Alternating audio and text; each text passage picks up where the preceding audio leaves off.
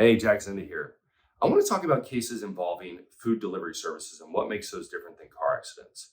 The first thing to understand is that a food delivery accident is different than a rideshare, and there's going to be different levels of responsibility and accountability.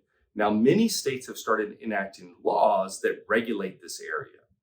Now, what are we talking about? We're talking about companies such as Uber Eats, DoorDash, food delivery services, Caviar. There's a million of them out there now.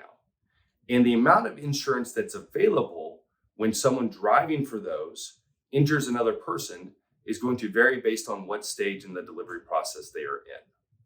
I'll cover the rights of a driver in those instances in a minute.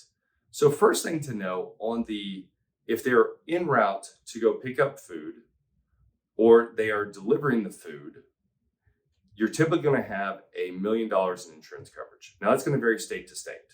Some states it's going to be lower, some states have no regulations at all, but you're going to typically have a higher level of insurance.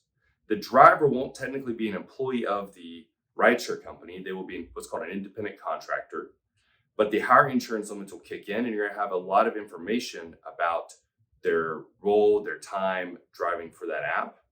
And so you want to be very careful to verify if you're in a car accident that they weren't working for a food delivery service, because that could take the insurance policy from a minimum limits to a higher level limits.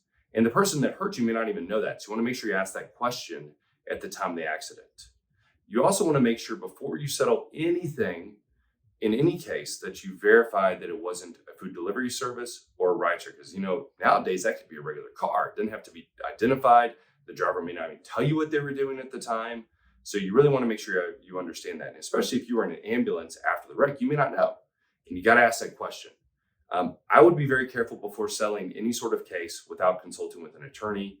Insurance companies like to get in there early to try to get you to settle for less than your case is truly worth.